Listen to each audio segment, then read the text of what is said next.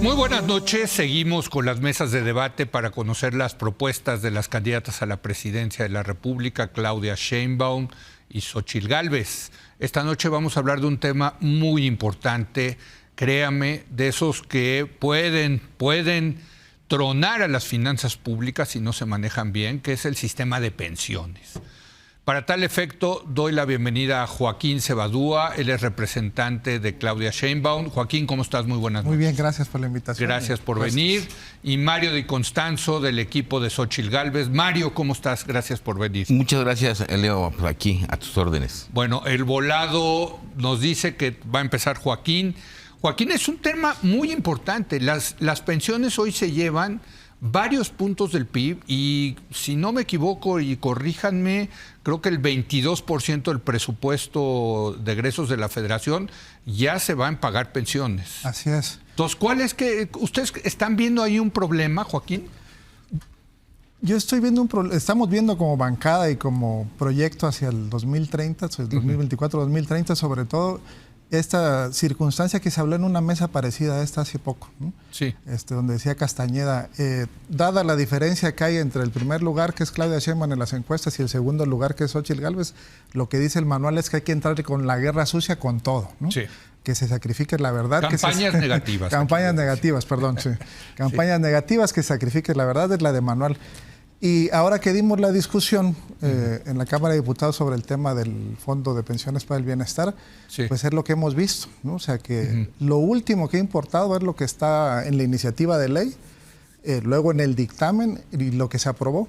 O sea, hay una narrativa que se está creando desde el equipo de la oposición, desde el PRI-PAN-PRD, que va enfocada hacia generar miedo hacia la población, hacia un sector de la población, y decirle, te están robando tus ahorros de toda la vida, te van a obligar a jubilarte a los 30 años, lo van a utilizar para las obras faraónicas del el gobierno de Andrés Manuel López Obrador, cuando realmente lo que se está haciendo es tratar de desfacer un entuerto que el gobierno neoliberal hizo en 1997, de pasar a cuentas individuales, y que dentro de muy poquito tiempo, ya algunos que se están empezando a pensionar, van a llegar a la tristeza de tener 30 años de trabajo, 60, 65 años de edad, y enterarse de que después de ganar 10,000 pesos, 12,000 pesos, su pensión es de 5,000, 4,000 pesos, y no les da para vivir y mantener un nivel de vida digno, ¿no? Después de toda una vida de trabajo. Entonces, esa es la parte central del asunto, creo yo, ¿no? Podemos entrar y discutir sobre de qué se trató esta reforma, y podemos platicar también sobre lo que se viene hacia adelante. O sea, cómo a partir de que se hace este esquema de cuentas individuales, se deja el régimen solidario que se tenía, donde los jóvenes aportaban y el gobierno aportaba, los patrones aportaban para hacer una gran bolsa que permitía que el que se pensionara, se retirara, tuviera hasta el 90% del sueldo base último antes de retirarse, y cómo se pasa por los dictados del Fondo Monetario Internacional en el 97 a cuentas individuales.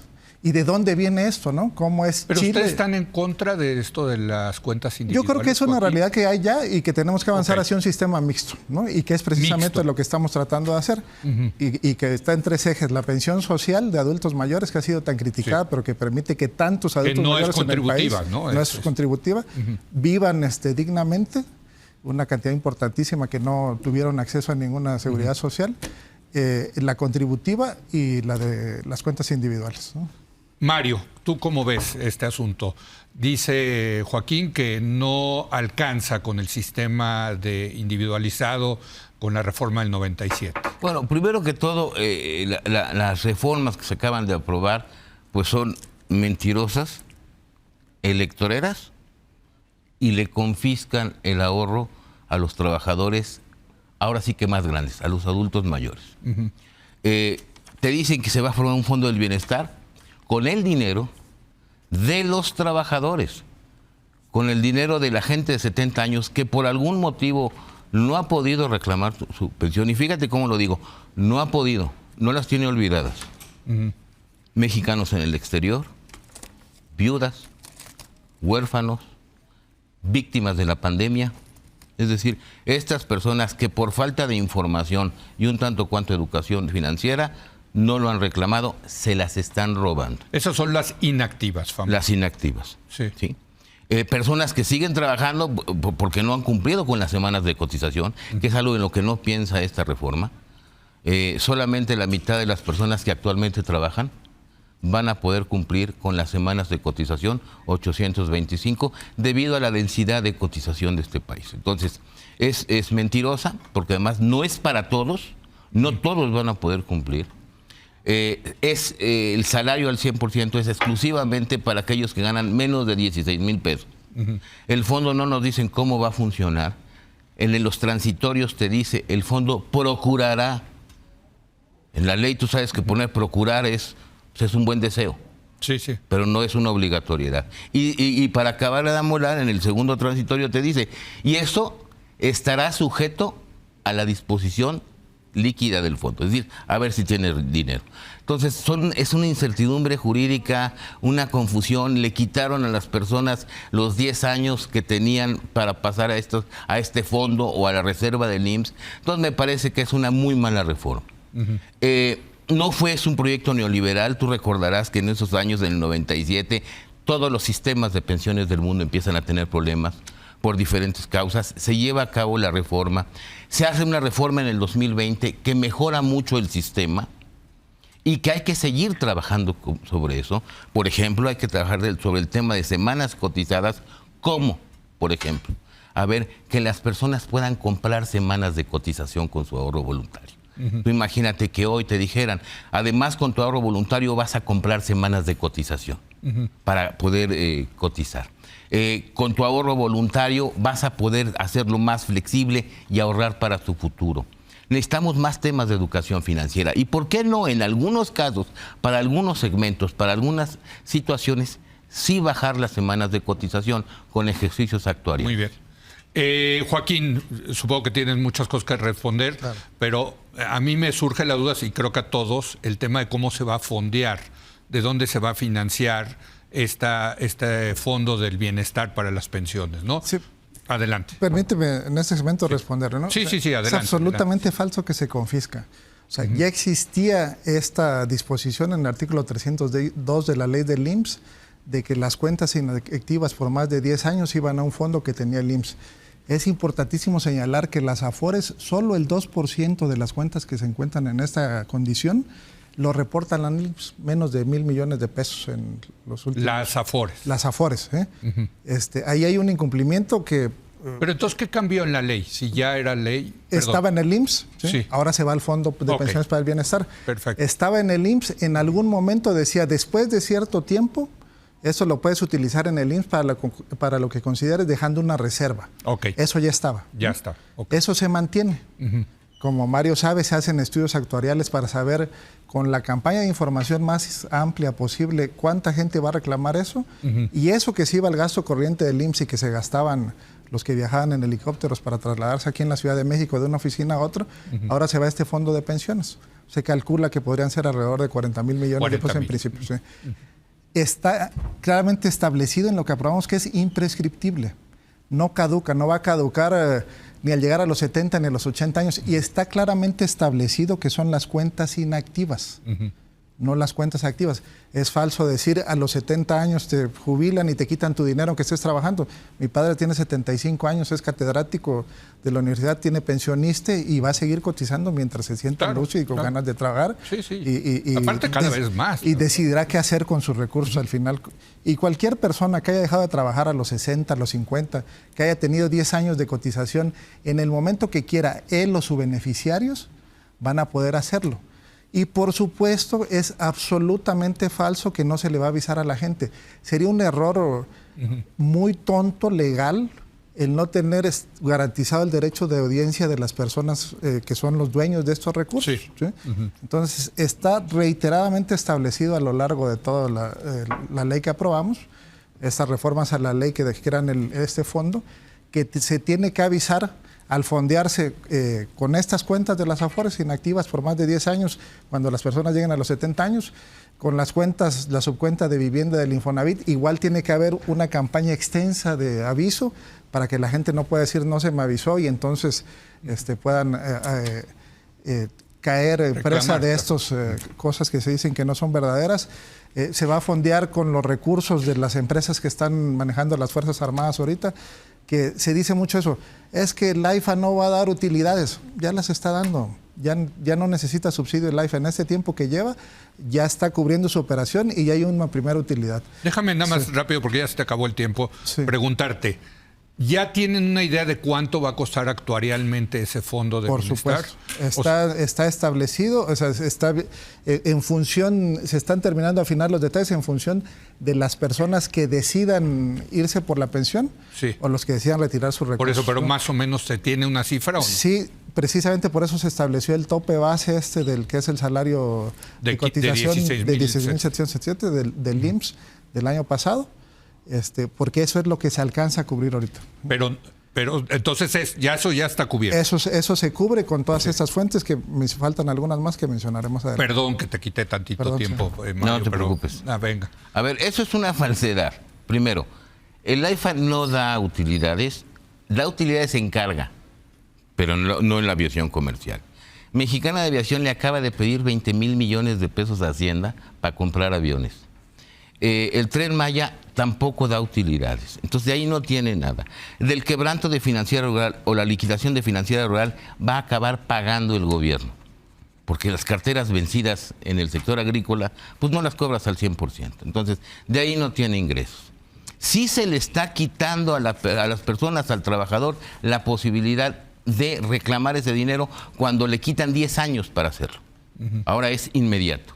Te dicen cómo entras al fondo, pero no dicen cómo sales. De por sí ahorita es un problema para las personas rescatar ese Afore. Primero tienen que tener la edad. Luego tenemos muchísimos migrantes que están en esa situación. En el consulado no les dan información. En el consulado ni siquiera les pueden tramitar una CURP. Entonces no pueden venir a reclamar ese dinero y no lo pueden hacer de manera remota. Leo, estuve en la Conducef mucho tiempo. En el 2017 hicimos un programa para devolverle a la gente su dinero. Entre la CONSAR, entre Hacienda, entre nosotros, buscábamos a quienes no lo habían reclamado para devolvérselo. ¿Y encontraron a muchos? Encontramos a muchos. El programa está enfocado a más o menos 3.2 millones de personas. Encontramos cuando menos 1 millón. ¿1 millón? Mira. Más o menos, ¿no? Para facilitarles la vida. Aquí se les está complicando. Entonces, esto es una confiscación de cuentas. Ahora bien, no es para todos, vuelvo a insistir. ¿Cómo en una ley te ponen, va a procurar? ¿A quién va a procurar? ¿En qué casos? Cuando se le acabe el dinero, ahí dice, estará sujeto a la limitación de dinero del fondo. Pero eso sí, ya le confisqué este ahorro a esta persona de 70 años. ¿Y cómo va a pedir su dinero? Si ahorita es un problema solicitarlo, imagínate las viudas, ¿cómo le hacen? Con poca educación financiera. Si las cuentas tenían ahorro voluntario, ¿cómo las van a mezclar ahí en este fondo? Ahora, ¿por qué si mi pensión y mi ahorro del IMSS va a ir a pagar una pensión del ISSSTE? Sí me explico, hay muchas consideraciones que no han hecho y que no se han imaginado la operatividad y lo complejo que es el tema y la poca educación financiera de las personas. El daño que le hicieron al sistema es irremediable. Las personas, con esta reforma. Sí. ¿Quién va a querer voluntariamente aportar? Con esta duda que hay sobre ya los ahorros de las personas. Bueno. La ley no es retroactiva, ¿eh? Sí. Aguas con los que se amparen. A ver, déjenme, porque estamos hablando ahorita de lo que recientemente se aprobó en el Congreso. Yo quisiera, Joaquín, Mario, ¿qué están proponiendo las candidatas? O sea, por ejemplo, para Claudia Sheinbaum esto ya es lo que se necesita hacer y no hay que hacer nada para el próximo sexenio. No, claro que o sí hay que seguir pues resolviendo este tema de pensiones que cada vez cuestan más al erario. Sí, otra vez nada más para... Sí, yo sé que le quieres contestar, pero... algunos puntos. La única confiscación que ha habido sobre el ahorro de los mexicanos en las Afores se hizo en el 2002 con Vicente Fox. Tomaron 20,000 millones de pesos que los consideraron inactivos, ociosos, y los pasaron a Financiera Rural. y esos fueron ya destinados a esos sin posibilidad de retorno, ¿no? Entonces, no es el caso en absoluto. Es la única forma que hay para garantizar mínimamente que una persona que estuvo cobrando los salarios mínimos que se establecieron durante décadas que no daban para vivir y que estuvo con la aportación propia, la poquita patronal, la poquita gubernamental, llegue en este momento que estamos llegando a los 30 años de que se aprobó esta ley en el 27, ¿no? Llegue y se encuentre que si su último sueldo era de 12,000, 13,000 pesos, va a tener 4,000 por su ahorro. Sí, sí. Se tiene que compensar de alguna forma. Este es un primer paso y es un primer paso que tiene todas estas fuentes de financiamiento que mencionamos. El Instituto para Devolver al Pueblo Robado, los remanentes de los créditos fiscales de las entidades federativas y municipios, que no es algo menor. O sea, quiere decir, lo que le deban las entidades fiscales y los municipios a la seguridad social, se establecerá un mecanismo para quitar accesorios y que paguen el principal y permita utilizarse para esto y que va a permitir hacer esta bolsa mucho más grande.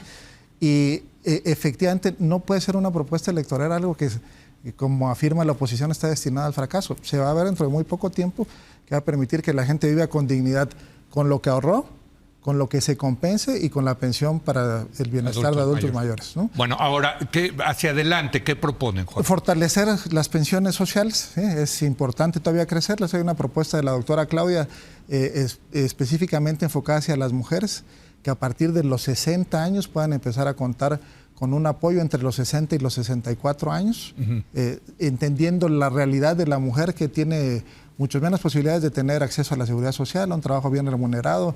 Y esa no es contributiva, esa no es contributiva, saldrá del erario, digamos. Del presupuesto, ya está calculado el costo y está calculado de dónde puede salir y se implementará entre el 2024 y el 2027 y empieza en los estados donde más se requiere, en Chiapas, Oaxaca. Entonces, bajar, digamos, la pensión a mujeres a 60 años. Okay.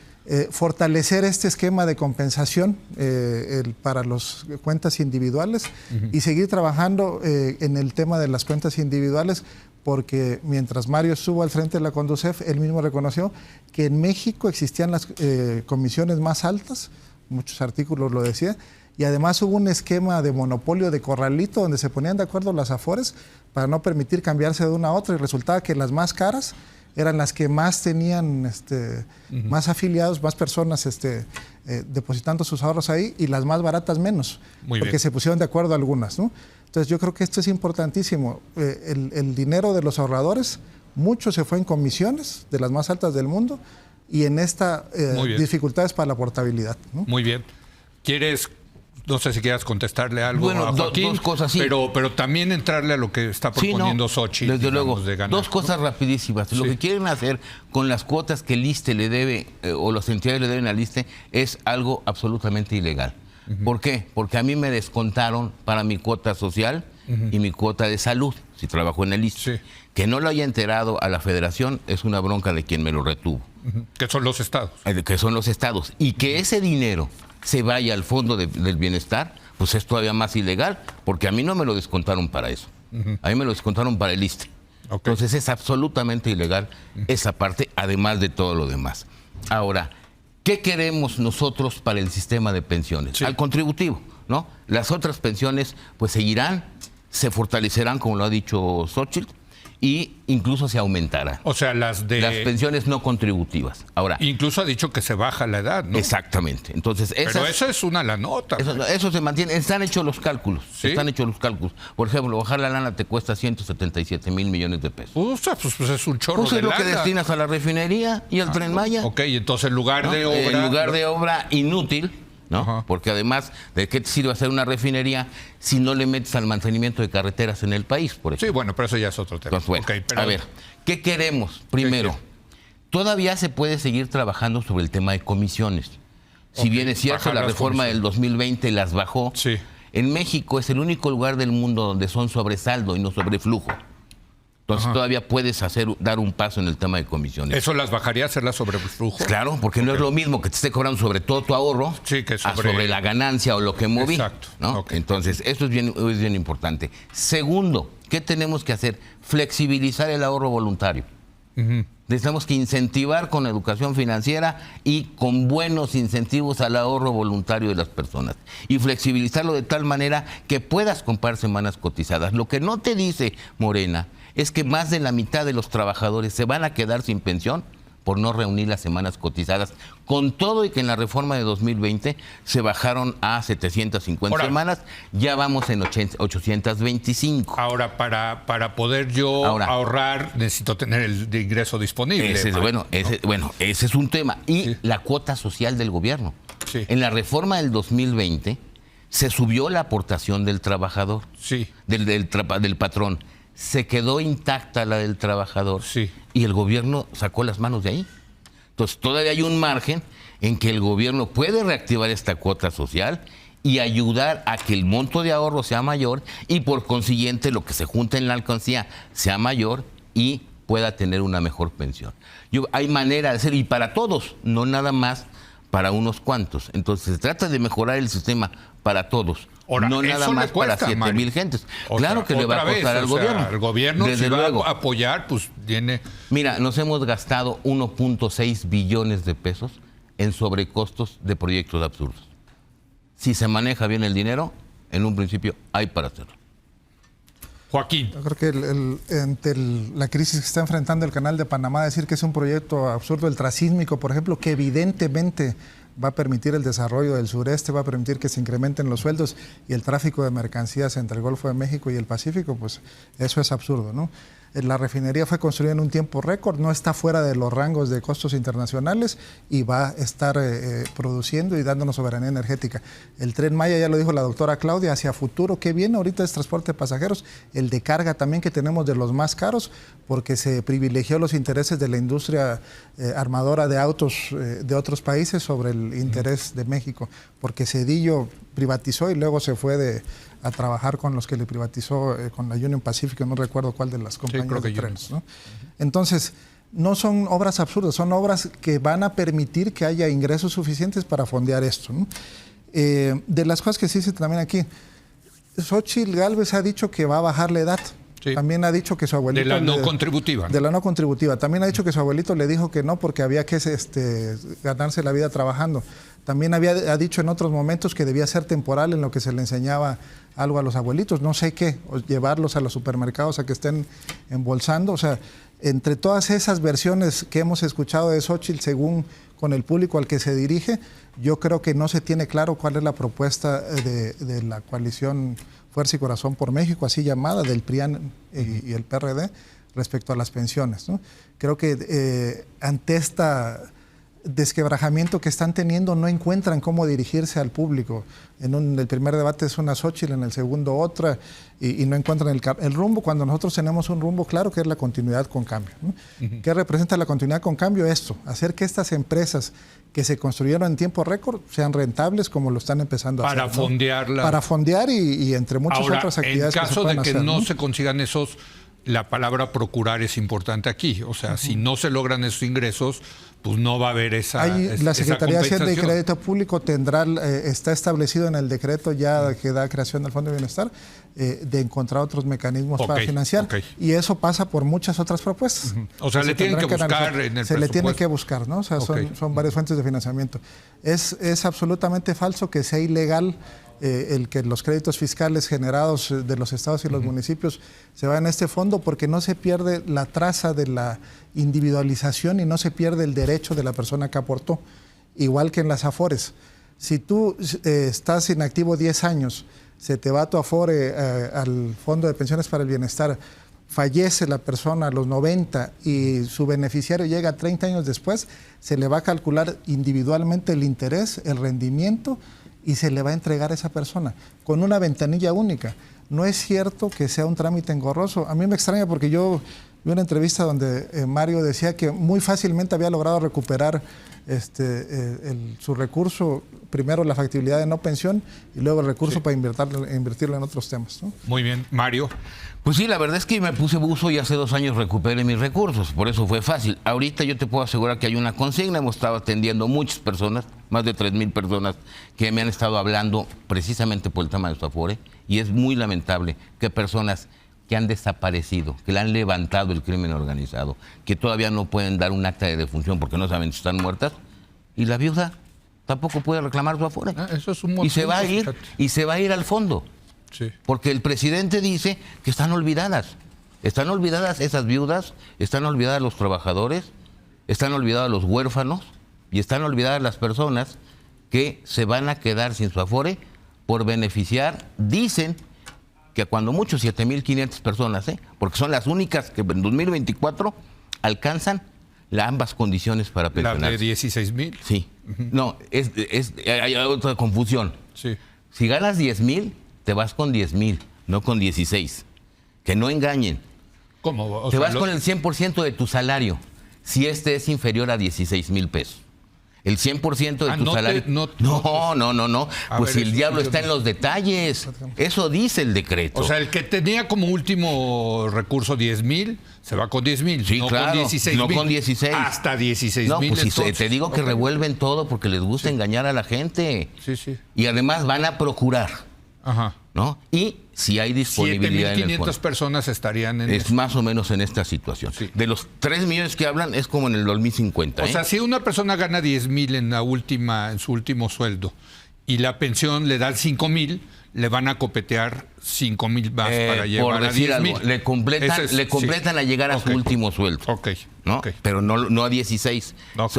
Como revolvieron la constitucional con esta, aprovecharon pues para engañar a todo el mundo, como lo han hecho desde el principio del sexenio. Ahora, reitero lo de Xóchitl, no vamos a quitar un solo programa social. Al contrario, se van a aumentar.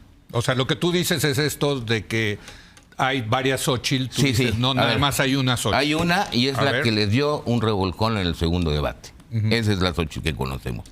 No se va a quitar un solo programa social, ya que Morena deje espantar con la mano del muerto, porque no se va a quitar ningún programa social, se van a aumentar. Y al contrario, revisa los criterios de política económica para 2025.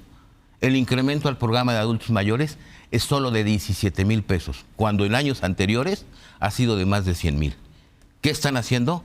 Aguas, porque quienes van a quitar la pensión o la van a recortar es Morena. 17,000 millones, ¿Sí? dirás. Sí. Okay. Hace de cuenta, este programa ha venido aumentando a razón de 100,000 millones anuales. Sí. Para 25 tienen 17. Mi pregunta es, ¿a quién van a dejar fuera? Okay. ¿O no la van a aumentar? Ahí están los criterios. Queda una última ronda de 3 minutos cada uno.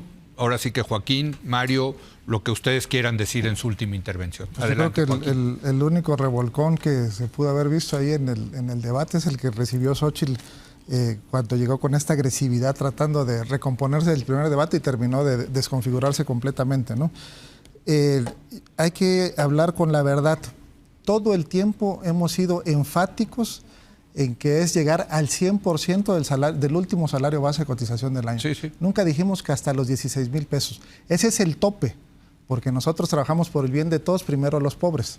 No le vamos a estar compensando la pensión a un alto ejecutivo que se pensione con 60,000 pesos para llegar, ¿no? O sea, el que gane hasta 16,000 pesos, y así lo dice claramente el artículo 2, ¿no? Los trabajadores que alcancen 65 años y cuya pensión sea igual o menor a 16,777 pesos. Con toda claridad lo hemos dicho así, y es una de las mentiras que se han repetido hasta el absurdo para tratar de decirle a la gente no va a ser así. Yo pienso en las personas que estuvieron con outsourcing, que ganaban 88 pesos, que tenían horarios de 24 por 24 ilegales durante todo el régimen neoliberal, que estuvieron cotizando a partir del 1 de julio de 1997, que se les pida que ahorren a esas personas, me parece un sinsentido más absoluto, porque ni siquiera tenían lo suficiente para vivir bien.